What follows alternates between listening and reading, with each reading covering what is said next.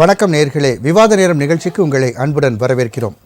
இன்று நாம் விவாதிக்கக்கூடிய தலைப்பானது சட்டமன்றத்திலும் நாடாளுமன்றத்திலும் ஒலித்த அதானி பெயர். அதானியை நான் சந்திக்கவில்லை, முதல்வர் ஸ்டாலின் விளக்கம். 11 நாட்களாக தொடர்ந்து முடக்கப்பட்ட நாடாளுமன்றம். எதிர்க்கட்சிகளுக்கு போட்டியாக பிஜேபியும் அமளி. பின்னுக்கு தள்ளப்பட்ட மக்களின் பிரச்சனைகள் என்ற தலைப்பில் தான் நாம் இன்று விவாதிக்க இருக்கிறோம். தொடர்ந்து அதானி அவர்களுடைய விவகாரம் அமெரிக்காவில் இருக்கக்கூடிய நீதிமன்றத்தில் அவர் பெயரில் வழக்கு தொடரப்பட்டுள்ளது. அவர் அங்கு நிதியை பெற்று இந்தியாவில் பல்வேறு மாநிலங்களிலும் உள்ள அதிகாரிகளுக்கும் அரசியல் தலைவர்களுக்கும் லஞ்சம் கொடுத்ததாக ஒரு வழக்கானது அமெரிக்கா நீதிமன்றத்தில் தொடரப்பட்டிருக்கிறது. அது குறித்த அமளி நாடாளுமன்றத்தின் இரு அவைகளிலும் எதிரொலிக்கிறது.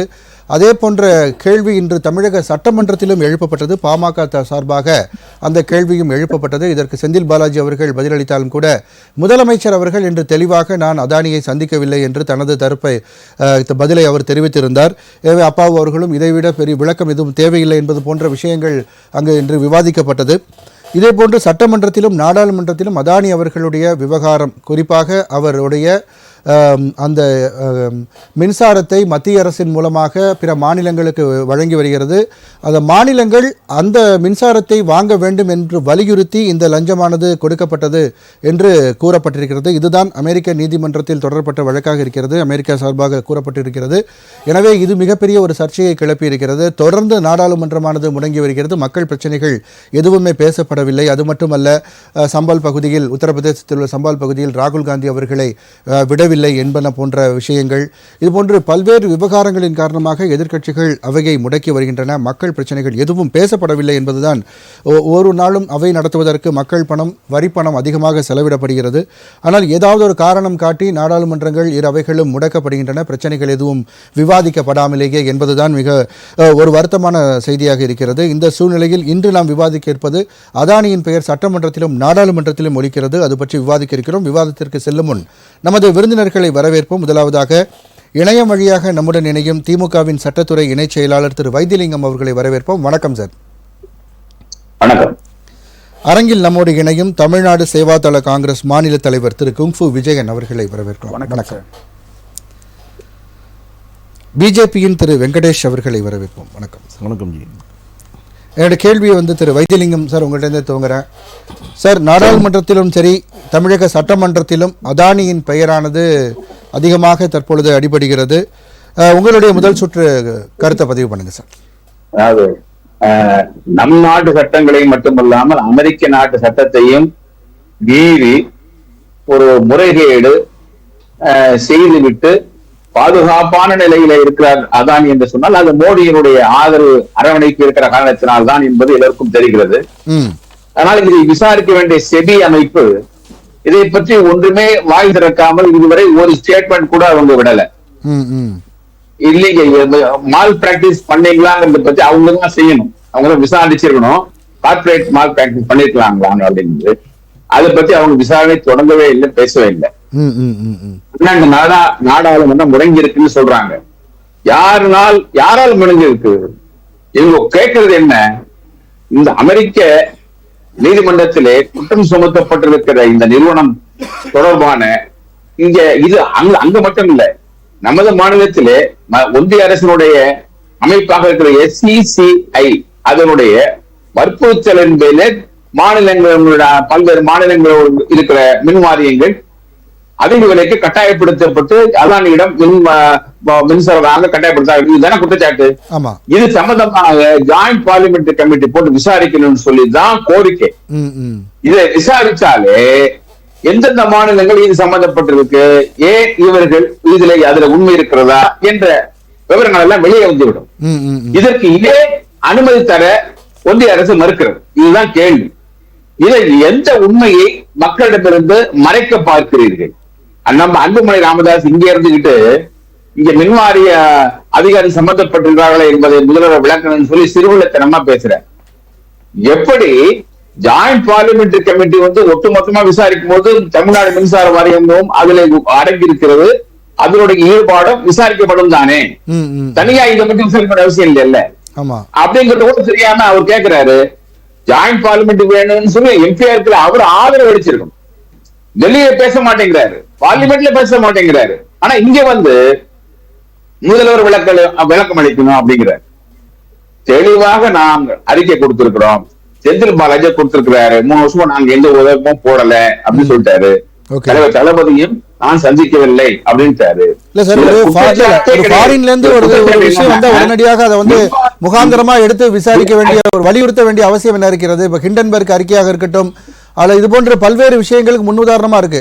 ஒவ்வொரு முறையும் நாடாளுமன்றம் நடத்தும் பொழுது ஏதாவது ஒரு விவகாரம் வருகிறது, அதை முன்னிட்டு அவையை நடத்த விடாமல் மக்கள் பிரச்சனைகளை விவாதிக்காமல் கடத்துவதற்கான ஒரு யுக்தியாகவே இது இருக்கிறது அப்படின்னு கேள்வி இருக்கு. கொள்ளையடிக்கப்படுகிறது, விதிகள் மீறப்படுகிறது, சட்டங்கள் மீறப்படுகிறது என்பது போது அது மக்கள் பிரச்சனை இல்லையா? ஏன் இந்த மன்மோகன் சிங் காலத்துல எல்லாம் அவங்க என்ன செஞ்சாங்க? இதுதானே செஞ்சுட்டு இருந்தாங்க.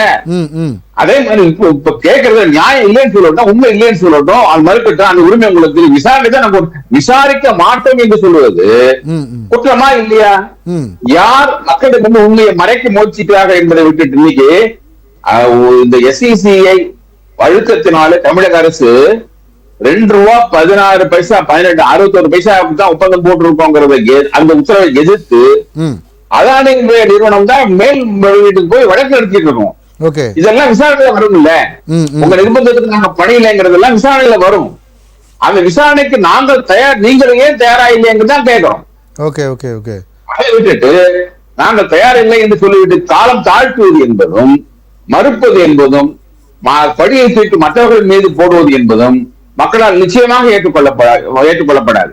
இன்னைக்கு பார்லிமெண்ட்ல இதை பத்தி எல்லாம் பேசணும்னு சொல்லி முக்கியமா அங்க இருக்கிற வடகிழக்கு மாநிலத்திலே அமைதி திரும்புமா, அங்கெல்லாம் முக்கியமான அங்க அந்த கொழுந்தூட்டி எறிகிற வன்முறை நிறுத்துவதற்கு எந்த நடவடிக்கையும் எடுக்கல. இல்ல சார், கடந்த முறை கூட நாடாளுமன்றம் கூடுவதற்கு சில நாட்களுக்கு முன்புதான் அந்த ஹிண்டன்பர்க் அறிக்கை பாஜக அரசு தான்.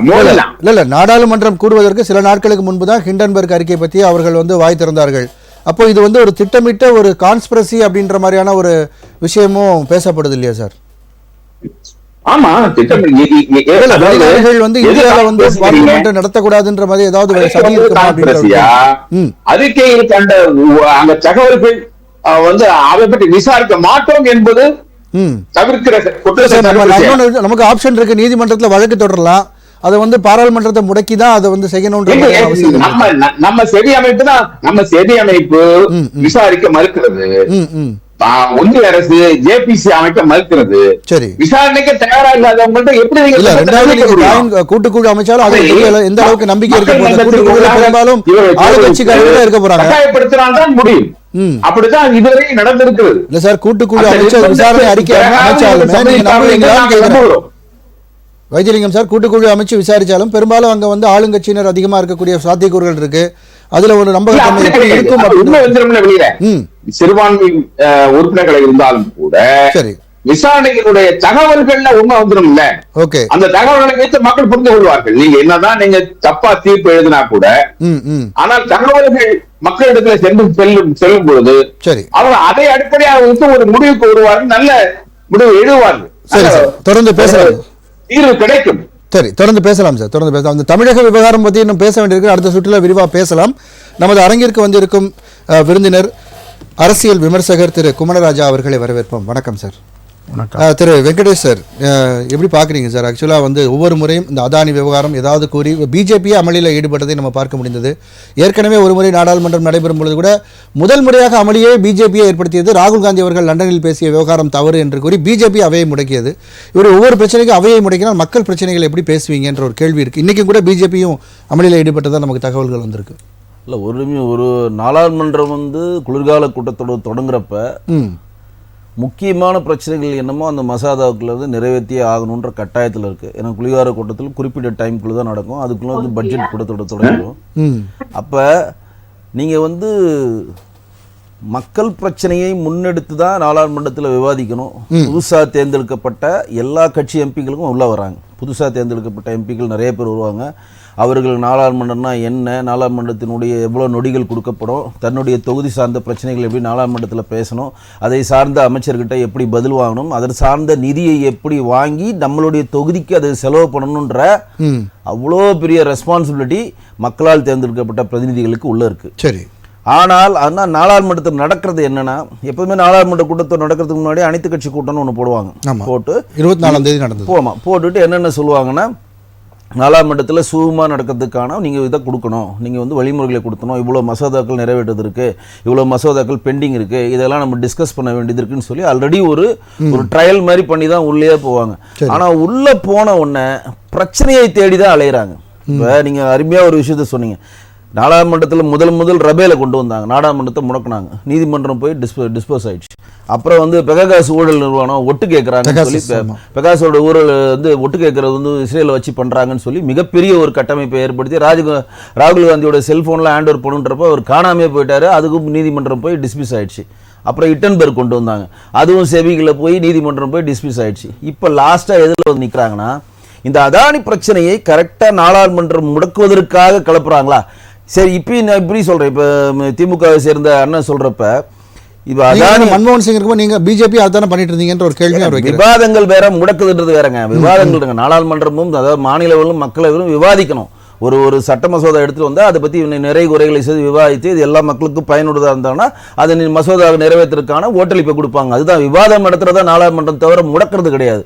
இப்ப என்ன இஷ்யூனா, இப்போ நாடாளுமன்றம் வந்து தொடர்ந்து நடந்து இருக்கணும் அப்படின்னு நம்ம வந்து ஒரு கட்டாயத்தின் பேரில் நம்ம ஒரு புஷிங் கொடுக்குறப்ப, நாடாளுமன்றத்தினுடைய ஒட்டுமொத்த பார்வையும் தன்மேல் திரும்பணும்னு சொல்லி காங்கிரஸை சேர்ந்த ராகுல் காந்தி நினைக்கிறார் தான் நான் சொல்கிறேன்.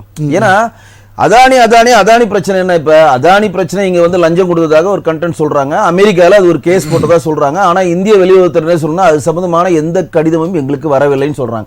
அந்த மாதிரி எதுவுமே இல்லைங்க, ஏதோ 4 இதில் எவனோ எழுதி வச்சு இங்கே இப்போ பெருசு பண்ணுறீங்கன்னு சொல்லி அவங்க இந்திய அமெரிக்க நீதிமன்றத்தில் வழக்கு எடுத்து முகாந்திரம் இல்லாமல் வழக்கு எடுப்பாங்களா? இங்கே சொன்னால் சொல்லிடுறாங்க, இவங்க சொல்கிறாங்க. சரி, அப்படியே அவங்க நீங்கள் சொல்கிற மாதிரி வச்சுக்கிட்டாலும் அது வந்து பிஜேபி ஆள்ற மாநிலங்களா? இப்போ நீங்க சத்தீஸ்கர் எடுத்துக்கங்க, ஒடிசா எடுத்துக்கங்க, ஆந்திரா எடுத்துக்கங்க, தமிழ்நாடு, இந்த 4 தான் பிரதானமா சொல்லியிருக்காங்க. லஞ்சம் வாங்கி கொடுத்துருக்காங்க, கோடிக்கணக்கான லஞ்சம் வந்து அதானி கொடுத்தா கூட சொல்றாங்க. இதுல எதிராக ஒரு மாநிலத்தில் பிஜேபி ஆடிச்சா? ஒடிசால அப்ப நம்ம ஆளல, விஜய் பட்நாயக் ஆண்டிட்டு இருந்தாரு, ஆந்திராவில் ஜெகன்மோகன் ரெட்டி ஆண்டிருந்தாரு, சத்தீஸ்கர் சிவசேனா ஆடிந்தார், இப்படி காஷ்மீர் கொடுத்ததாக சொல்றாங்க. இப்ப நம்ம என்ன கேள்வி வைக்கிறோம்னா, இப்ப அதானி பிரச்சனை மட்டும்தான் நாட்டில் இருக்கா? நாட்டில் வேற பிரச்சனையே இல்லையா? நாடாளுமன்றம் அதானிக்கான பிரதான ஒரு எதிர்ப்பை காட்டக்கூடிய ஒரு சபையா? எவ்வளோ இந்தியா வந்து 27 மாநிலங்கள் 7 யூனியன் பிரசிடென்ட் பண்ற பெருங்கொண்ட நாடுங்க. ஒவ்வொரு தொகுதிக்குள்ளேயும் ஒரு பிரச்சனை இருக்குங்க. எனக்கு வேண்டிய உரிமைகளும் எனக்கு வேண்டிய நிதியும் எனக்கு வேண்டிய வசதியும் பெற வேண்டிய கட்டாயத்தில் நான் இருக்கிறேன். அதற்கான அந்த 20 நாள் தான் குளிர்கால கூட்டத்தொடர். அதுல நீங்க டெய்லி உள்ள போயிட்டு ஒரு பேட்சை ஓட்டிக்கிட்டு நாடாளுமன்றத்தை நீங்க முடக்கிக்கிட்டே இருந்தீங்கன்னா எப்ப மக்கள் பிரச்சனையை பேசுறீங்க கொண்டு வருவீங்க? இப்ப நீங்க ஒரு இது சொன்னீங்க, பிஜேபி இதுல ஏற்படுதுன்னா, ராகுல் காந்தி அவர்கள் எப்பொழுதுமே வெளிநாடு சென்றால் இந்தியாவுடைய இறையாண்மையும் இந்தியா பாதுகாப்பையும் இந்தியாவோடு நடக்கக்கூடிய அரசாங்கத்தை குறை சொல்வதே வச்சு இருக்கார். வெளிநாடு நம்ம வந்து உள்நாட்டில் வந்து ஒரு கட்சி ரீதியாக சண்டை போறது வேற விஷயம். வெளிநாடு போனா நம்ம நாட்டினுடைய தன்மையும் நம்ம மண்ணுடைய தன்மையும் எங்கேயும் விட்டு கொடுக்க கூடாதுன்னு தான் நமக்கு சொல்லிக் கொடுத்த தாரக மந்திரம். ஆனா அதெல்லாம் காத்துல பறக்க விட்டு எப்ப எந்த நாடு போனாலும் இந்தியாவை குறை சொல்லிக்கிட்டு பாதுகாப்பு அச்சுறுத்தல் மாதிரியே சொல்றாங்க.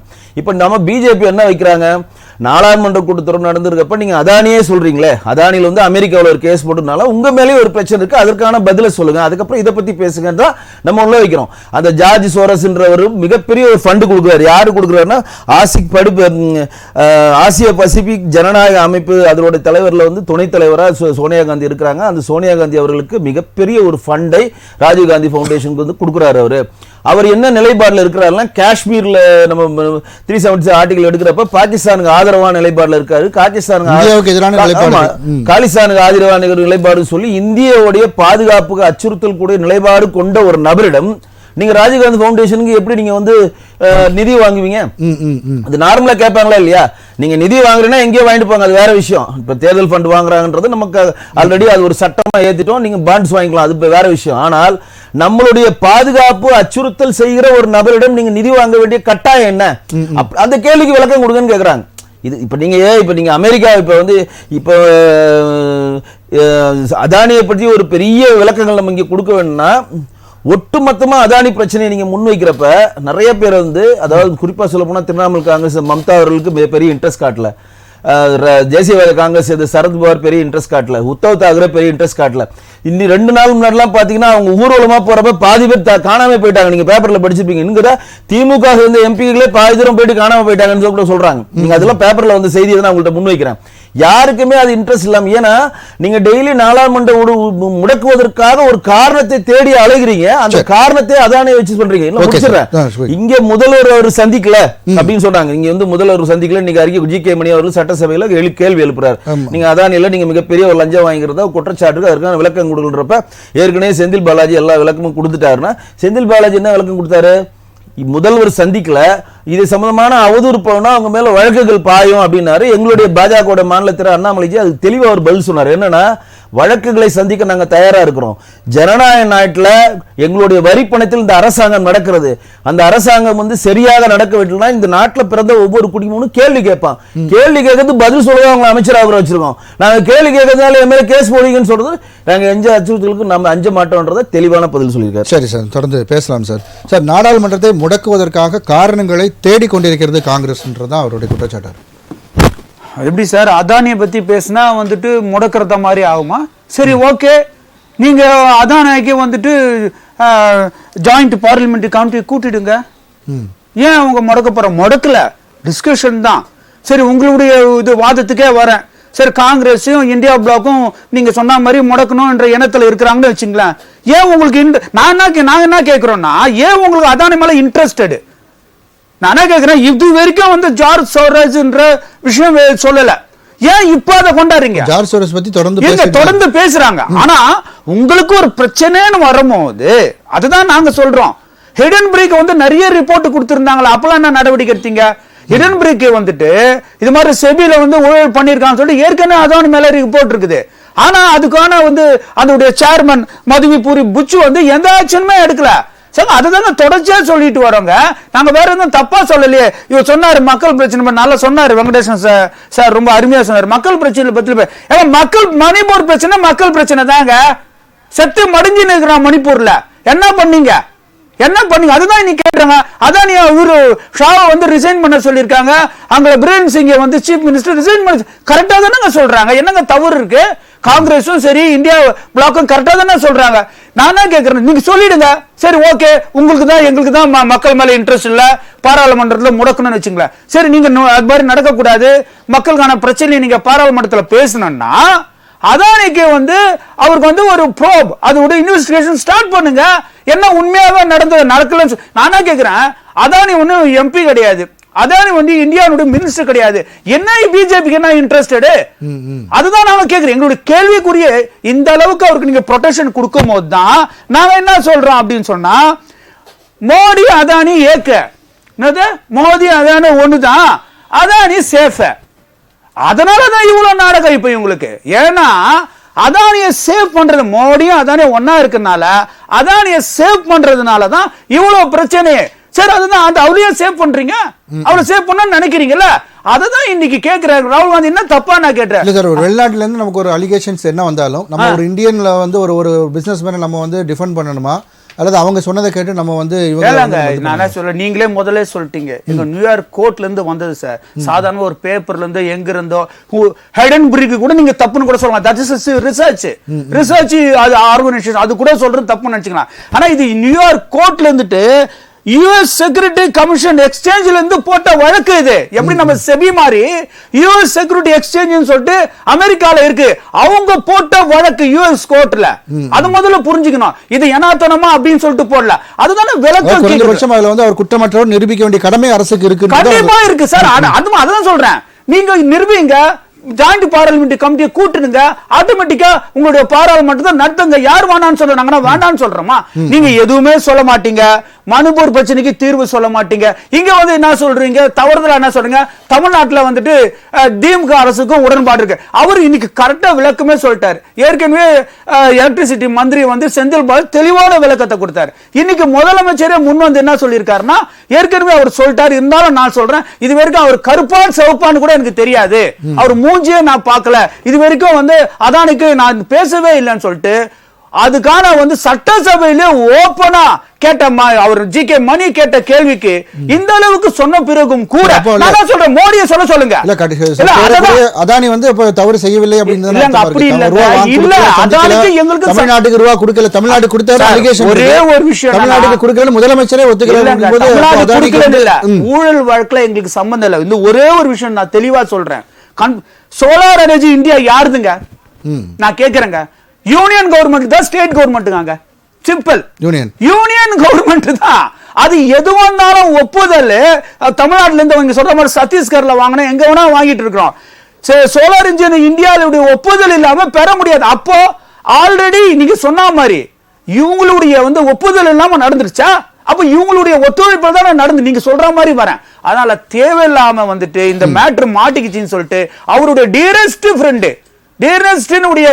பணம் படைத்தவர் அதானி மாற்றுறதுனால இந்த பிரச்சனையை நடத்திட்டு அவரு நீங்க சொன்ன மாதிரி ஜாயிண்ட் பார்லிமெண்டரி கமிட்டி பாராளுமன்ற கூட்டுக்குழு அமைச்சு கொடுத்துட்டு நீங்க அருமையா நடத்துங்க. பாராளுமன்றத்தை நாங்க வேண்டாம் நான் சொல்ல போறோம். தொடர்ந்து பேசலாம் சார். சார், அரசியல் விமர்சகர் குமரராஜா சார், உங்களுடைய பார்வை என்ன சார்? சட்டமன்றத்திலும் சரி நாடாளுமன்றத்திலும் அதானி என்ற ஒரு ஒற்றை பெயர் தான் ஒலித்துக் கொண்டிருக்கிறது. முகம் நக நட்பது நட்பது நெஞ்சத்து, அகம் நக நட்பது நட்பு. நட்பிற்கு இலக்கணமாக இருக்கின்ற தமிழகத்தினுடைய இந்த தமிழகத்தில் நாட்டிலே சேர்ந்திருக்கின்றவர்கள் இன்றைக்கு பாராளுமன்றத்தில் எழுப்பிய கேள்வியை தமிழக சட்டசபையில் எழுப்பினால் இவர்களுக்கு கோபம் வருகிறது. 2 மணிக்குள்ளே நாங்கள் சட்டசபையை ஒத்தி வைக்கிறோம் அப்படின்னு சொல்லி முடிச்சுட்டு போயிடுறாங்க. 2 நாட்களில் 19 மசோதாக்களை நிறைவேற்றலாம். ஆனால் இவங்க தான் சொல்கிறாங்க, இந்த இந்தியா பிளாக்கு இண்டி கூட்டணி என்ன சொல்கிறாங்க, அவங்க விவாதமே இல்லாமல் வேகமாக அனைத்தையும் அவங்கள நிறைவேற்றி போயிடுறாங்கன்னு. இன்றைக்கு 19 மசோதாக்கள் வேண்டிய அளவிற்கு விவாதிக்கப்பட்டு மக்கள் இஷ்யூவை நிறைவேற்றிருக்கீங்களா? நீங்கள் நடக்கிறீங்களா? அப்போது நேரடியாக வடிவேலு அவர்களுடைய வார்த்தை தான் ஞாபகத்துக்கு வருகிறது. தனக்கு வந்தால் ரத்தம், அடுத்தவங்களுக்கு வந்தால் தக்காளி சட்னி. இந்த கதையைத்தானே இவங்க ஓட்டுகிறார்கள். இப்போது ஒரு நண்பரை ஓடு ஓடு ஓடு ஓடிடு, நீ ஒன்றும் பிரச்சனை இல்லை, அதாவது நடத்து நடத்து நடத்து பார்லிமெண்ட்டை. ஆனால் அந்த ஓடு ஓடுன்னு சொல்லிவிட்டு 2 காலையும் கட்டி போட்டுடுறது, அல்லது இழுத்து கொண்டு ஓட முடியாத அளவிற்கு கல் வைத்து 2 கால்களையும் முடக்கி போட்டு விடுது. ஆனால் நான் இங்கே சொன்னேங்க, இங்கே ஓடத்தவங்க சொன்னேன் அப்படின்னு சொல்லி சொன்னால் எப்படி சிறு குழந்தை கூட நம்பாதோ அதை போல மிக மிக சாதுரியமாக தானும் தன்னுடைய சார்ந்தவர்களும், இப்போ அங்கேயே பிரச்சனை நிறையாகி போச்சு. காங்கிரஸ் கட்சியினுடைய தலைவர் அந்த இண்டி கூட்டணிக்கு தலைவரா, அல்லது மம்தா பானர்ஜி தலைவரா, அல்லது சரத்பவார் தலைவரா, அல்ல சமாஜ்வாதி கட்சி அதில் இருப்பதா இல்லையா, மகா விகாஸ் அங்காடி கூட்டணியிலேருந்து அவங்களே விலகி போயிட்டாங்க. இந்தியா பிளாக்கில் இவ்வளவு பிரச்சனைகள் இருக்குது. அப்படி என்றால் நீங்கள் 3வது முறையாக மக்கள் உங்களை அரியணையிலிருந்து கீழே தள்ளி இருக்கிறார்கள். நீங்கள் 234 ஜெயிச்சிருக்கோம், 144 ஜெயிச்சிருக்கோம் அப்படின்னு சொல்லிட்டு ஏதாவது ஒன்று சொல்லி இந்த நாட்டை ஏமாற்ற முயற்சிப்பீர்களே, ஆனால் மக்கள் உங்களை நிராகரித்திருக்கிறார்கள். 10 ஆண்டு காலம் நீங்கள் வனவாசி இருந்தீர்கள். இப்போ அடுத்த 15 ஆண்டு காலம் இருக்கு. ஆக மொத்தம் 15 ஆண்டு காலம் மக்களிடம் அந்நியப்பட்டு தனிமுறையிலேயே நிற்கிறீர்கள். ஆனால் மக்களுடைய பிரச்சனைகளை அருமை நண்பர் வெங்கடேஷ் அவர்கள் சொன்னது மாதிரி மக்கள் பிரச்சனைகள் பாராளுமன்றத்தில் பேசுவதற்கு தயாராக இருக்கிறீர்களா? இல்லையே. பாராளுமன்றத்தை முடக்குவது அடிப்படை. ஏதாவது ஒன்று வேணும். இன்றைக்கி என்னாவது ஒரு இல்லை, காலையில் எதிர்க்கிறது. சரி, இன்றைக்கி என்ன பண்ணலாம், வாப்பா நம்ம ராகுல் காந்தி அவர்கள் எதிர்க்கட்சி தலைவர் சொல்லுவார், ஓகே இன்றைக்கி ஹிண்டன்பர்க் அதானி. இப்போ அதானி மேட்டர் நீங்கள் எத்தனை நாளைக்கு இங்கே சொல்லிட்டு இருப்பீங்க? நான் ஏற்கனவே கேட்டதான் பல தடவை. 2014 முன்பாக அவங்க கேட்கிற கோரிக்கைப்படி ஒரு ரெடின்னு சொல்றோமே, ரெடி வாங்கல் விவாதிக்கலாம் அப்படின்னு சொல்றோம். நான் அதெல்லாம் கிடையாது. நான் என்ன சொல்றேனோ அதை செய்தால் மட்டும்தான் பாராளுமன்றத்தை நடக்க முடியும். இப்போ 5 நாளா பாராளுமன்றம் நடந்துட்டு தாங்க இருக்குது. இப்போ என்ன பிரச்சனை இருந்தது? நடக்கிற பார்த்தாங்க, ஆஹா பாராளுமன்றம் நடந்துருச்சு, ப்ரொடக்டிவிட்டா ஏதாவது ஒன்று காட்டிடுவாங்க போல் இருக்கு, பிஜேபி மக்கள் நல்ல பேர் வாங்கிடுவாங்களோ, சரி சரி சரி விடாத எப்பயும் தூங்கி எதிர்த்து திடீர்னு பண்ணி சொல்லலாம் எழுப்பினோடனே என்னது அதானி, ரைட்டுப்பா இன்னைக்கு அதானி.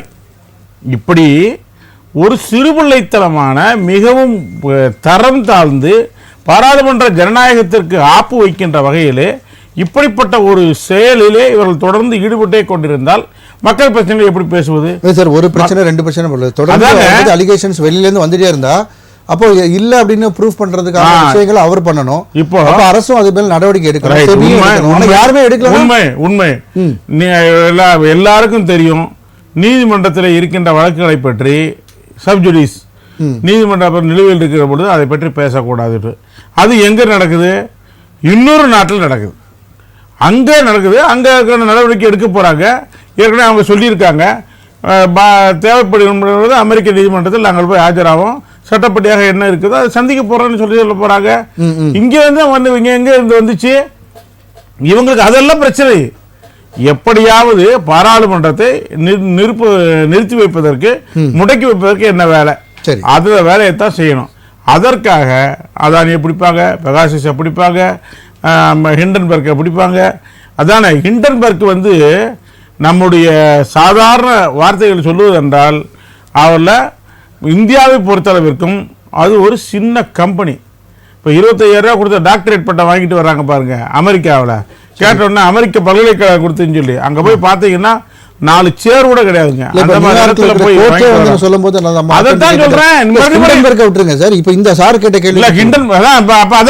அதானி இருக்குல்லங்க, இவங்க என்ன செய்யணும்? இந்தியா பிளாக் அமெரிக்க நாடாளுமன்றம், அமெரிக்க நீதிமன்றம் சொல்லிருச்சு. அமெரிக்க நீதிமன்றம் பார்த்து போகுது, அமெரிக்க நீதிமன்றம் சொல்ல போகுது.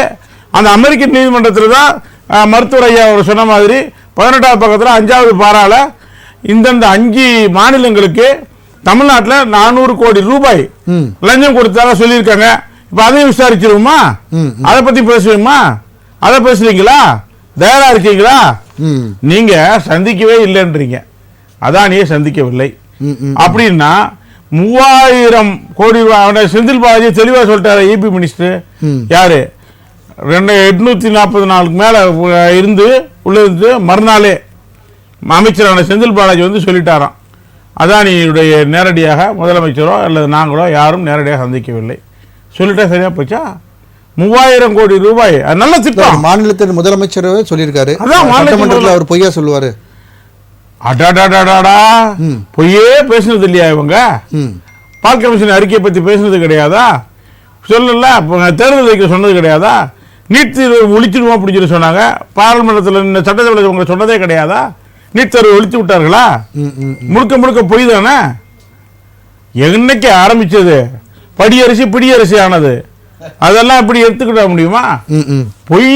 பொய் ஒன்று நாக்கை வைத்து மட்டுமே புழைத்த ஒரு கட்சி என்று சொன்னால் திராவிட முன்னேற்ற கழகம். வேற எந்த அடிப்படையும் கிடையாது. வேற அடிப்படையில் எந்த விதமான இன்வெஸ்ட்மெண்ட் இல்லாம நாக்கை ஒன்றை வைத்து ஒட்டுமொத்தமாக மக்கள் மீது மக்களோட ஆதரவை பெற்றவர்கள், அதுல என்ன சந்தேகம் இல்லை. ஆனால் அடிப்படை அவர்களுடைய முதலீடு என்பது நாவன்மை மட்டும்தான். நான் இன்னும் ரொம்ப பெருமையோட சொல்றேன், நாவன்மை ஒன்றுதான் அவர்களிடம் இருந்த முதலீடு. அதுதான் நடந்தது. இப்போ நீங்க எதை சொல்ல வருகிறீர்கள்? மக்கள் எப்படி சார் அடுத்த முறையில் வாக்களிப்பாங்க?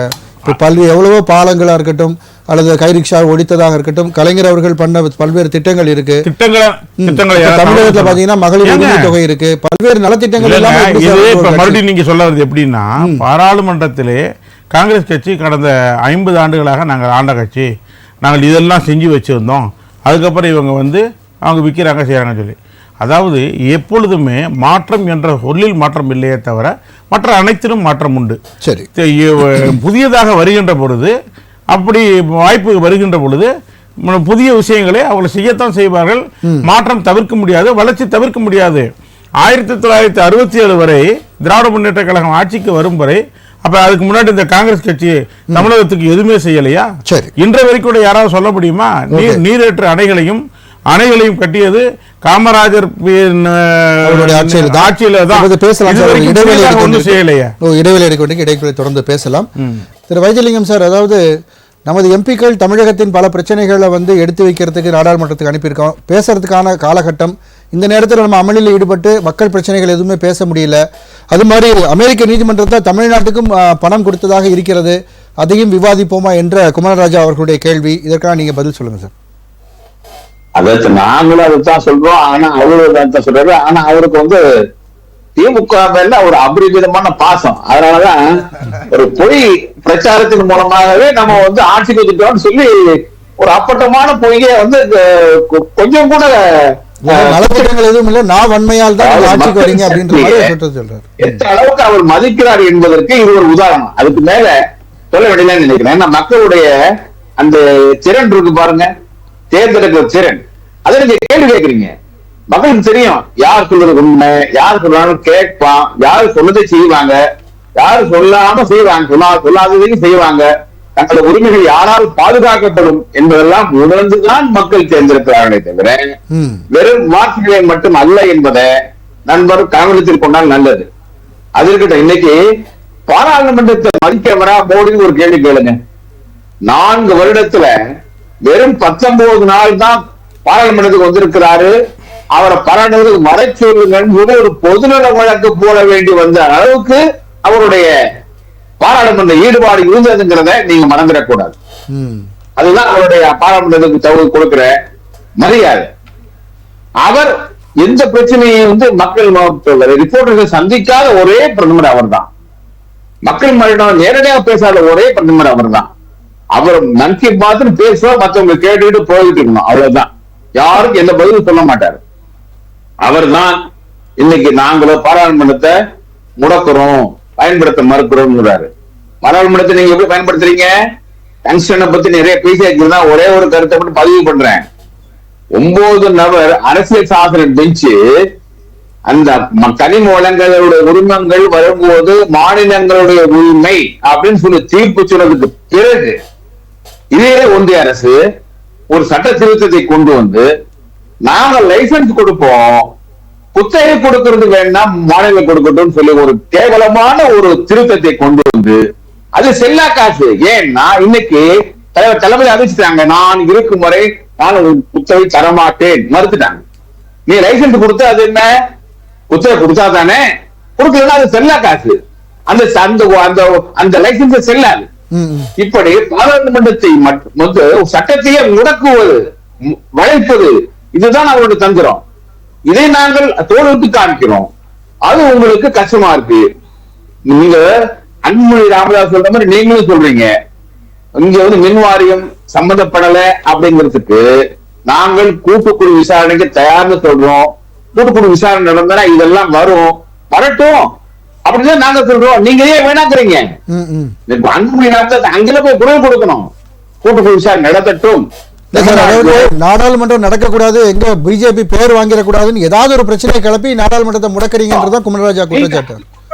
கொடுக்க மாட்டேங்கிறீங்களே, அதை செய்யாம இங்க மட்டும் விசாரிக்கிறது எப்படி சாத்தியம்? இதுதான் எங்களுடைய கேள்வி. அதனால நான் சட்டத்தை அமல்படுத்த வேண்டும் என்று சொல்லுகிறவர்கள் நாங்கள், விசாரணை வேண்டும் என்று சொல்லுகிறவர்கள் நாங்கள், மறுப்பவர்கள் நீங்கள். சரி, தொடர்ந்து பேசலாம் சார். அதனால மக்களுக்குள்ளே நாங்கள் தான் ஓங்கி ஒலிக்கிறோம். மக்களுக்கு சக்திகளுக்கு மக்கள் சக்தியை அங்கே பிரதிபலிக்கிறது திராவிட முன்னேற்ற கழகமும் அதன் தோழமை கட்சிகளும் தான். கூட்டம் இல்ல அப்படி இப்படிலாம் நீங்க எழுதி நகையாடுறீங்க, அப்படி கிடையாது. ஏன் 12 நாள் நடத்தி பார்க்க வேண்டியது தானே? ஏன் நீங்க கவுண்டர் அலிகேஷன்ஸ் போடுறீங்க? எங்க மேல நீங்க ஆளுங்கட்சியா இருந்துட்டு எதிர்கட்சி மேல குற்றம் சுமத்துறீங்களே, இதுனே நியாயம்? சரி சார், தொடர்ந்து பேசலாம் சார். திரு வெங்கடேஷ் சார், அதாவது ஜெகதீப் தங்கர் மேல கூட நம்பிக்கையில்லா தீர்மானம் கொண்டு வரப்பட்டிருக்கு. அவர் ஒருதலை பட்சமாக நடந்து கொள்கிறார், அவர் பொதுவான ஒரு நபராக இல்லை என்ற ஒரு கேள்வியும் இன்று அந்த ஒரு விவாதமும் இன்று நடைபெற்றிருக்கிறது. அது பற்றி அது ஏற்கனவே அது மாதிரிலாம் கொண்டு வந்திருக்காங்க. அது பெரிய விஷயம் கிடையாது. நான் அது நீங்க நாடாளுமன்ற மாநில லெவலில் நடந்தாலே அவங்களுக்கு வெற்றி தான். இந்தியா கூட்டணி தோல்வி அடையும்ன்றது அவங்களுக்கு தெரியும். அதில் அது ஒரு நோட்டட் தான். அது மாநில லெவலில் சபாநாயகர் சொல்றதை கேட்கணும். இதே மாதிரி பிரதமர் மோடி அவர்கள் அவைக்கு கொண்டு வரணுன்றதுக்காக ஒரு வாட்டி நடத்தினாங்க மணிப்பூர் விவகாரத்தை பேசுவதற்கு. அதுவும் நடத்தினதும் அவர்களுக்கு வெற்றி தான். ஒரு மோடியை பிரதமர் அவர்களே நாடாளுமன்றத்தை கொண்டு வரணும்னா இது மாதிரி நடவடிக்கைகள். அதுதான் ஐயா சொன்னது. பிரதமர் அவர்கள் குறைந்தபட்ச நாட்கள் தான் நாடாளுமன்றத்துக்கு வராரு அப்படின்றது. அந்தந்த துறை சார்ந்த அமைச்சர்கள் தான் அதற்கான பதில். இப்ப நாடாளுமன்றத்தில் பிரதமரே எல்லா கேள்விக்கு பதில் எடுக்கணும் எந்த சட்டமும் கிடையாது. சரிங்களா? பிரதமருக்கு நாடாளுமன்றத்தில் வர்றது ஒரு பிரைமரி டியூட்டியா இருந்தாலும் அதை தவிர நிறைய பணிகள் இருக்கிறது, பணிச்சுமைகள் இருக்கிறது. நீங்கள் சாதாரணமாக ஒரு பாராளுமன்றத்தில் தேர்ந்தெடுக்கப்பட்ட ஒரு எம்பியும் பிரதமரையும் ஒரே தராசட்டில் வச்சு நீங்க இடப்பட முடியாது. அவருக்கான ரெஸ்பான்சிபிலிட்டி ஜாஸ்தி இருக்கு. முடிந்த அளவு இதே போல மன்மோகன் சிங் பேசாத போது இதேதான் வாய் திறக்க மாட்டேன்றாருன்னு குற்றம் சுமத்துறாரு பிஜேபி. இப்ப நீங்க வாய் திறக்கிறதுன்றது வேறங்க. வாய் திறக்காம இருக்கிறதுக்கும் பிரதமர் வந்து அட்டன் பண்றதுக்கும் நிறைய காரணங்கள் இருக்கு. பிரதமருடைய பணிகளுக்கு ஏற்ற மாதிரி தான் அவர் அட்டன் பண்றாரு. பிரஸ்ஸை வந்து ஒவ்வொரு முறையும் எல்லா விஷயங்களையும் பிரஸ் கிட்ட பேசணும்னு எந்த சட்டமும் கிடையாது. அது ஒவ்வொருத்தருடைய லாபி, அவருடைய விருப்பம். அது தன்னுடைய மனசுல என்ன தோன்றதோ அதை மக்களிடம், எளிய மனிதரிடம் பேசுறது தான் மன் கி பாத் பண்றாரு அவர். எளிய மனிதரிடம் இன்னைக்கு வந்து அடிந்து போன பத்திரிகைன்றது மக்கள் அவர் மனசுல இருக்கிறது மட்டும் பேசுறதுக்காக இல்லை. பத்திரிகைன்றது இவன் நம்மளுடைய மக்களோட கேள்வி அவர்கிட்ட கேட்டு பதில் பெறுறது. கேள்வி கேட்கலாமே, எனக்கு தோன்றது மட்டும் தான் பேசுவாங்க. நீங்க கேக்குறது சர்வாதிகார போக்கு தான். மன் கி பாத் என்னன்னு தெரிஞ்சுங்க. உங்களுக்கு என்ன கேள்வி கேட்கணுமோ நீங்க கேட்கலாம். அதோட வாட்ஸ்அப் நம்பர் முதல்ல வந்து இல்ல தவறான புரிதல். முழுசா சொல்ல விடுங்க. நீங்க எனக்கு என்ன வந்து நீங்க முழுசா சொல்ல விடுங்க. மன் கி பாத்ல போனீங்கன்னா உங்களுடைய தொகுதி சார்ந்தோ உங்களுடைய நலன் சார்ந்தோ உங்களுக்கு என்ன தேவையோ உங்களுடைய தொகுதியில் என்ன பிரச்சனை இருக்கோ அதை நீங்க கொண்டு போகலாம். மன் கி பாத்ல இத்தனை நாள் நடந்திருக்கு, இத்தனை நிகழ்ச்சியில ஒரே ஒரு நெகட்டிவான ஒரு விஷயம், அதாவது பிரச்சனை சார்ந்த ஒரு பதிவை நீங்க ஒண்ணு கோடிட்டு ஒரு விஷயம் நீங்க நல்லா புரிஞ்சுங்க. நல்லது எங்க நடக்குதோ அதை மட்டும் பிரச்சனைகளை அலசுறதுக்கு தான் நாடாளுமன்ற இருக்கு. மன் கி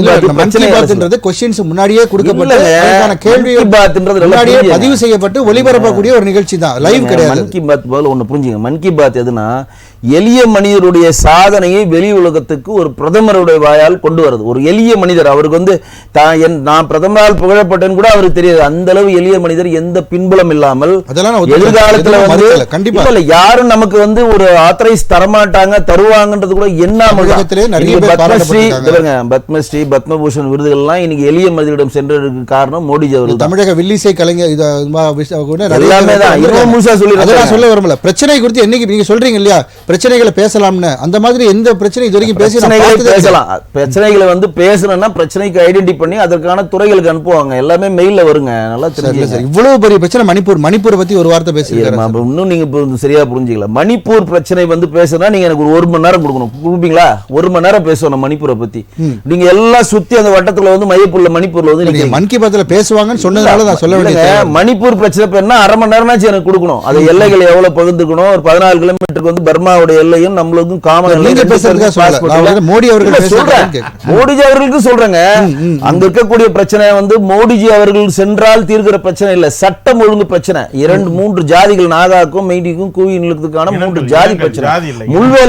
முள்ளு மேல சேலையை போட்டுக்கிறீங்க, அது சரண் இழுக்க முடியாது, இந்த சைடு இழுக்க முடியாது, அந்த சைடு இழுக்க முடியாது. அதற்கான பணிகளை உள்துறை தான் செய்யணும். உள்துறை அமைச்சர் அமித்ஷா அவர்கள் அடிக்கடி அங்க சென்று அங்க என்ன சட்ட ஒழுங்கு நடந்துட்டு இருக்கு. இன்னைக்கு பைரவன் சிங் சொல்லுற முதலமைச்சர் வீட்டுக்கே ஷூட் பண்ண போறான். அப்ப கூட நம்ம சுடல, ஏன்னா அவங்களும் நம்ம மக்கள் தான். அவர்களுக்கும் அறிவுரைப்படுத்துறோம், எல்லாத்தையும் ஆயுதங்களை ஒப்படைக்கணும். கொஞ்சமா தான் நாங்க ஏழ்மை. இது வந்து ஜாதி சம்பந்தமான ஒரு இஷ்யூங்க. முதல்ல அண்ணா கேட்ட கேள்விக்கு நான் பதில் சொல்றேன். நம்ம அண்ணா கேட்ட கேள்வி ஒரு பதில் சொல்லணும். இப்ப அதானி அவர்கள் வந்து ஏடிஎம்கே ஆட்சி காலத்துல நமக்கு வந்து நிலக்கரி சப்ளை பண்ணார். அதானி குழுமம் சப்ளை பண்ணிச்சு. அதுல வந்து 6000 கோடி வந்து நமக்கு வந்து அதிகமாக பணம் கொடுத்து வாங்கிட்டோம், ஒரு தரமற்ற நிலக்கரி கொடுத்துட்டாங்கன்னு சொல்லி அன்றைக்கு இருக்கக்கூடிய செந்தில் பாலாஜி கேஸ் போட போறோம், அது பண்ண போறோம், இதை பண்ண போறோம் அப்படின்னாங்க. அன்னைக்கு இருக்கக்கூடிய மின்துறை அமைச்சர் நத்த விஸ்வநாதன் மேல வந்து நாங்க மிகப்பெரிய நடவடிக்கை எடுக்க போறோம், தமிழகவுடைய மின்சார வாரியத்துக்கு 6000 கோடி இழப்பு ஏற்பட்டுச்சுன்னு சொன்னாங்களே. அதற்கப்புறம் அதானி அவர்கள் மாண்புமிகு முதலமைச்சர் மு.க. ஸ்டாலினுடைய மருமகன் சபரீசனை சந்திச்சுட்டு சொன்ன பத்தி அதை பத்தி எந்த பேச்சுவார்த்தையுமே வெளியில வரலையே. அதுக்கு திமுக இருக்கக்கூடிய அண்ணன் கண்டு விளக்கம் கொடுக்கணும். ஒண்ணு, காட்டுப்பள்ளி துறைமுகத்தை எக்ஸ்டென்ஷன் பண்றதுக்கான எல்லா அப்ரூவல்ஸும் யார் கொடுத்தது? இவங்க தானே கொடுத்தாங்க. நீங்க தான் அதானி எது எல்லாமே எது பண்ணாலும் அதானி தான் முக்கியமா இருக்கு. அதானி தான் மாநாட்டில் 48,000 கோடி இன்வெஸ்ட் பண்றாங்க. இன்னைக்கு பரந்தூர் விமான நிலையம் யாரு கொடுத்திருக்காங்க? அதானி தானே கொடுத்திருக்காங்க. முதலீடு 48,000 கோடி முதலீடு. ஆனா அமெரிக்கால யாரோ ஒரு கேஸ் போட்டு அது அந்த நாட்டு பிரச்சனை, அதை நாடாளுமன்றத்தில் நீங்க விவாதிப்பீங்கன்னா இது எப்படி எடுத்துக்கிறது சொல்லுங்க. ரெண்டாவது சுரங்கத்தை பத்தி சொல்லணும்.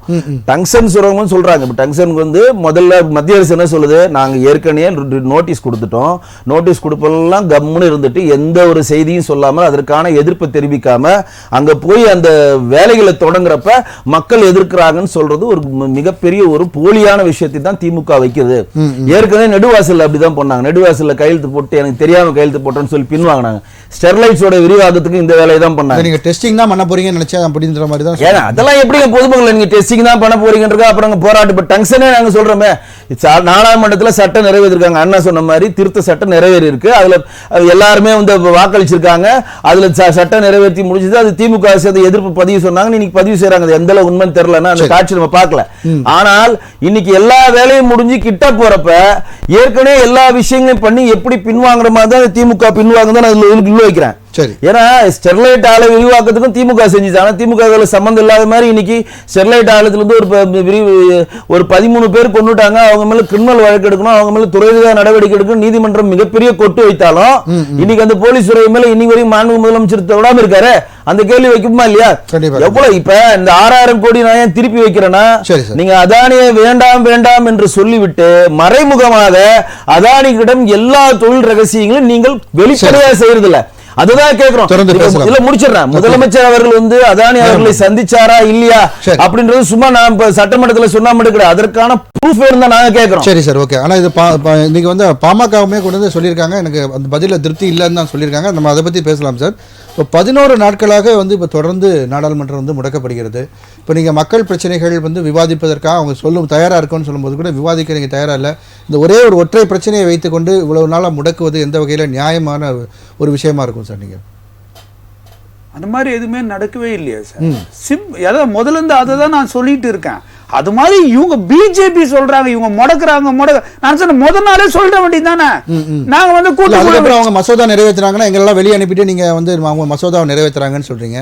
நீங்க முதல்ல ஆரம்பிக்க முன்னாடி முதல்ல வந்து அமளி பண்ணிட்டு வெளியில போயிடுறீங்க எல்லாரும். இது எப்படி சார் இது அமளி பண்ணவன் சொன்னாரு? இது வந்து அமெரிக்கால போட்டு, ஏன்னா அமெரிக்காவில போட்டு கேஸ் தாங்க. ஆனா இந்தியாவில தானே நடந்திருக்கு பிரச்சனை. முதல்ல எனக்கு புரியவே இல்லை இவங்க என்ன வாதகம் பண்றாங்கன்னே புரியல. இவங்க வந்துட்டு ஜப்பான்ல இருந்து பேசுறாங்களான்னு எனக்கு தெரியல. சரி, அமெரிக்கா தான் போட்டது. இது எல்லாரும் எவரிபடி நோஸ். அமெரிக்கா நியூயார்க் கோர்ட்ல போட்டாங்க. அதுல தமிழ்நாடு பத்தி இருக்கு, அதையும் விசாரிக்கலாம். இதான் சொல்றேன் நானு. நான் அதை தான் சொல்றேன். தெளிவா சொல்ல இருங்க, சிரிக்க வேண்டிய அவசியம் இல்லை. பதில கேளுங்க. தெளிவா முதல்ல இருந்து சொல்லிட்டு இருக்கிறோம். கண்டிப்பா எங்க இன்னைக்கு வந்து தளபதி என்னங்க சொல்லியிருக்காரு வந்துட்டு பாமக நீங்க பேசும்போது அமைதியா இருந்த இதெல்லாம் வந்து நல்லது. அது வந்து நான் சொல்றேன் ஒரு விஷயம் பேசும்போது குறுக்க ஒன்னா பிஜேபி ஸ்டைல் ஸ்ட்ராட்டஜி சொல்லுங்க. உள்ள உண்மை பேசும்போது கட் பண்ண நான் சொல்றேன். அததாங்க முதல்ல இருந்தே நாங்க சொல்லிட்டு இருக்கிறோம். என்ன சொல்லிட்டு இருக்குன்னா, நீங்க வந்து கூட்டுக்குழு வைங்க. இன்னைக்கு அதான் கேட்டிருக்காரு தளபதி. என்ன கேட்டிருக்காருன்னா, பாமக இவ்வளவு வந்து இங்க குரல் கொடுக்குது, அதே மாதிரி பிஜேபி இவ்வளவு பேசுறீங்களே, நீங்க இத கூட்டுக்குழு வச்சு அது கூட்டுக்குழு வைக்கணும் என்ன அர்த்தம்? தமிழ்நாடு உண்மை உடன்பட்டு இருந்தா அவங்களும் நாங்க ஒத்துக்கிறோம் தானே அர்த்தம். தெளிவான பதில் சொல்லும் போது கூட உங்களுக்கு என்ன ஒரு தமிழ் தெரியலையான்னு கூட எனக்கு டவுட்டா இருக்கு. நாங்களும் அதான் சொல்லிட்டு இருக்கோம். நாங்க சொல்றோம் பிஜேபி வந்து பாமக பிஜேபி அங்க கேள்வி கேட்க வேண்டியதானே. இவ்வளவு தூரம் இங்க பேசுறீங்கல்ல, அங்க கேட்க வேண்டியது கூட்டுக்குழு வச்ச வேண்டியதானே. அப்புறம் ராகுல் காந்தி மேல பழிய போட்டுருங்க. அப்புறம் கூட்டுக்குழு வச்சுட்டு போடுங்க, நான் வேணா சொல்ல. ஆனா அதுக்கு முன்னாடியே நீங்க பதில் சொல்ல மாட்டீங்களா, வாயை திறந்து பேச மாட்டீங்களா? ஆனா காங்கிரஸ் கூட்டணி கட்சிகளும் வந்துட்டு பாராளுமன்றத்தை ஏதாவது வந்து லாஜிக்கா பேசுங்க. அதே மாதிரி எல்லா விஷயத்திலும் அண்ணன் எலெக்ஷன் கமிஷன்ல வந்துட்டு நாங்க தான் இனிமேல பயங்கரமா இருப்போம். காங்கிரஸ் எலெக்ஷன் கமிஷன் உங்க பாக்கெட்ல இருக்கிற வரைக்கும் நாங்க எவ்வளவு கஷ்டப்பட்டாலும் இந்தியா பிளாக் வர முடியாது. நான் சொல்றேன்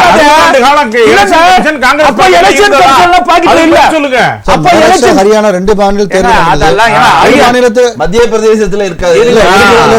சில மாநிலங்கள் சின்ன மாநிலங்கள் ஜெயிச்ச எலெக்ஷன் கமிஷன் மத்திய பிரதேச நீங்க வந்துட்டு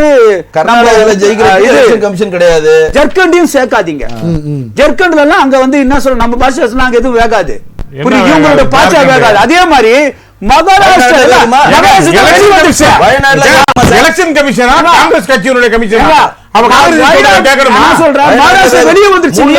75 லட்சம் எக்ஸ்ட்ரா போலிங் ஆயிருக்கு. வெளியே வந்துதான் நான் சொல்லல, பேப்பர் சொல்லுது. 75 லட்சம் போட்டு எக்ஸ்ட்ரா போலிங் ஆயிருக்குன்னு சொல்லிட்டு அது எலெக்ஷன் கமிஷனுக்கு கொடுத்தா, அந்த புகாரை கொடுத்தா அது ஏத்துக்க மாட்டேன்னு சொல்றது. அப்ப நாங்க என்ன ஏத்து வந்து நிரூபிக்க சொல்லி கூப்பிட்டுருக்காங்க. ஒருத்தர் கூட உள்ள போகல. தவறான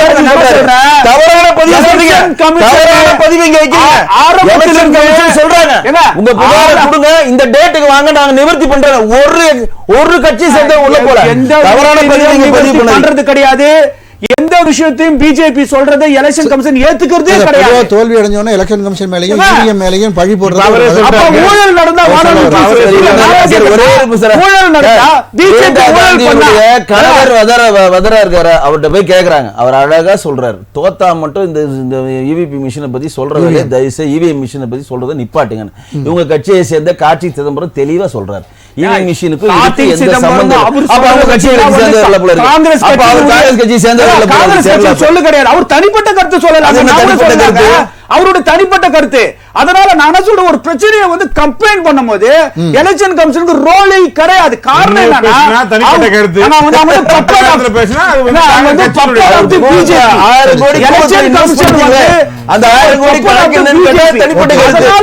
அவங்க பிஜேபிக்கு அகைன்ஸ்ட். அதனால நான் சொல்றேன், அண்ணா அருமையா சொன்னாரு, இன்னும் 100 வருஷம் இருந்தாலும் எலெக்ஷன் கமிஷன் இவங்க கண்ட்ரோல்ல இருந்தா கண்டிப்பா வந்து இந்தியாவும் இந்தியா கூட்டணி திமுக அப்படிதான் ஜெயிக்கிறாங்க. இன்னைக்கு 4 எலெக்ஷன் வேகாதுங்க. சட்டமன்ற எலெக்ஷன் ஜெயிச்சாங்க, பாராளுமன்ற எலெக்ஷன் ஜெயிச்சாங்க, இவங்க கையில போட்டு தான் ஜெயிக்கிறாங்களா? கையில போட்டு தான் ஜெயிச்சாங்க. கையில போட்டு தான் ஜெயிச்சாங்களா? சரி, ஓகே.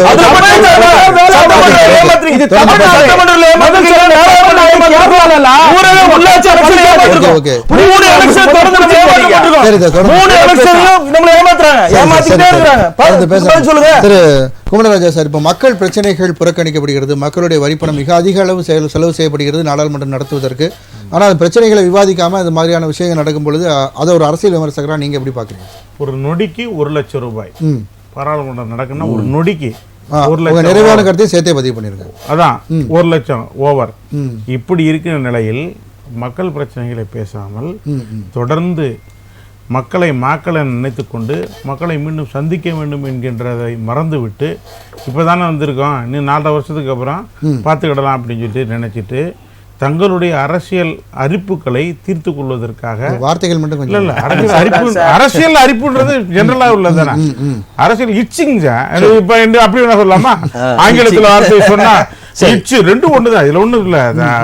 தமிழ் பேசினாலே தமிழ்நாட்டுல பிரச்சனையா இருக்குதுன்னா என்னங்க அர்த்தம்? அது அரசியல் ரீதியாக ஏற்படுகின்ற தங்களுடைய மாச்சரியங்களை எடுத்துக்கொள்வதற்காக, அங்கே மக்கள் பிரச்சனை எடுத்துக்கொள்வதற்காக, தங்களுடைய இருப்பை காட்டிக் கொள்வதற்காக ஆளுங்கட்சியாக இருக்கின்றவர்கள் எப்பொழுதும் சற்றுலாம். அதே மாதிரி பாராளுமன்றத்தில் என்ன அலுவல்களை முடிவு செய்ய வேண்டும் என்பதை பாராளுமன்றத்தினுடைய பார்லிமெண்டரி கமிட்டியும் அலுவல் சார்ந்த குழுக்களாக இருக்கின்றவர்கள் சொல்கிறாங்க. காங்கிரஸ் கட்சியவோ நம்ம அண்ணன் குங்ஃபு விஜயனை கேட்டுக்கிட்டோ அடுத்து என்ன செய்யணும் அப்படிங்கிறத முடிவு பண்ண முடியாது. சரி சார். இந்த நிலையில் எதிர்க்கட்சிகளுடைய ஒரே குறிக்கோள் தங்களுடைய இருப்பை காட்டிக்கொள்ள வேண்டும், பாராளுமன்றத்தை முடக்க வேண்டும். சரி, அதற்கு இந்த ஏற்கனவே இருக்கின்ற மத்திய அரசு அதற்கு செவிசாய்க்கவில்லை என்பதுதான் இவர்களுடைய கேள்வி. ஏதாவது ஒரு பிரச்சனைகளை அரசின் மீது குறை சொல்ல முடியாத காரணத்தால் வேற்று மாற்று மொழிகளை பயன்படுத்தி பாஜகவை நேரடியாக எதிர்க்க முடியாமல் பாராளுமன்றத்தை முடக்குவதன் மூலமாக முயற்சி செய்கிறார்கள். ஆனால் இவர்கள் மக்கள் வந்து அந்நியப்பட்டு நிற்பார்கள். அதைத்தான் மக்கள் செய்து கொண்டிருக்கிறார்கள். தொடர்ந்து அதுவே நடைபெறும் என்பது தாழ்மையான கருத்து. திரு வைத்தியலிங்கம் சார், உங்களுடைய நிறைவான கருத்து. இடையில வந்து எப்படியாவது வந்து திமுகவை அதானியோட இணைச்சி விடணும் அப்படின்னு சொல்லி நண்பர் முயற்சி பண்றாரு. அதுக்கு முகாந்திரமே கிடையாது. போக்குல நபரி சங்கர் எல்லாம் இழுக்கிறீங்க. அவர் எங்க சந்திச்சாரு, யாரை சந்திச்சாரு? ஏதாவது அடிப்படை இல்லாமல் இது மாதிரி குற்றம் சுமத்துவதை நீங்கள் தவிர்க்க வேண்டும்னு நான் கேட்டுக்கிறேன்.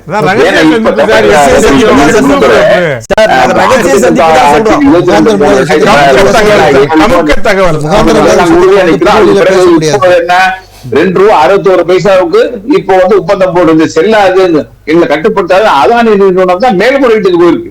அதனால நாங்கள் வந்து அதானி நிறுவனத்தோடு போராடி கொண்டிருக்கிறோம். நியாயமான உடன்பாடு இருக்கு. எப்படி அவர்களோடு எங்களுக்கு உடன்பாடு வர முடியும்? வாய்ப்பே இல்லை. சரி சரி. அதனால அதோட காட்டு பிள்ளைங்கலாம் ஒன்றிய அரசுடைய துணை கொடுக்கிறோம் தவிர தமிழக அரசுடைய துணை நன்றி நன்றி சார். இடஒதுக்கீடுல நீங்க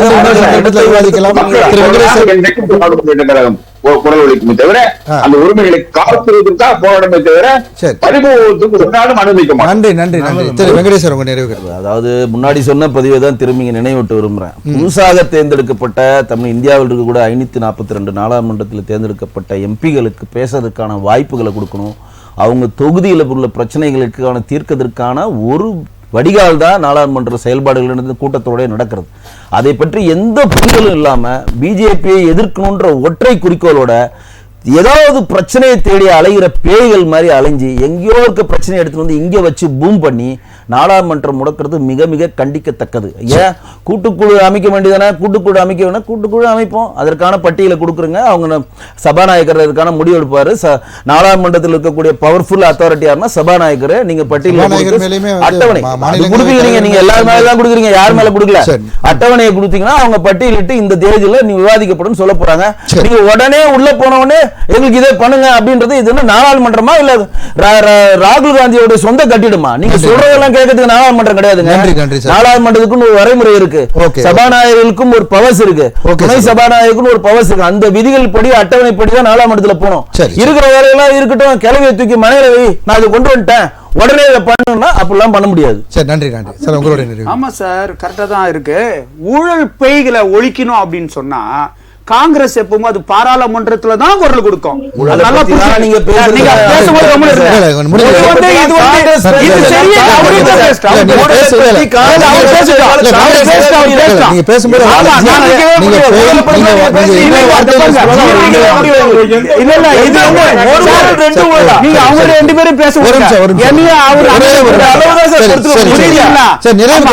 அதுதான் சார், அதை ஒழிக்கணும் அப்படின்னு சொன்னா எங்க வீட்டுல பேச மாட்டோம், இத பாராளுமன்றத்துல தான் பேசுவோம். நீங்க ஊழல ஒழுங்க, ஊழல் செய்யறவங்களுக்கு அது வேற அதானியா இருந்தாலும் யாரா இருந்தாலும் சரி, அம்பானியா இடம் கொடுக்காம இருங்க.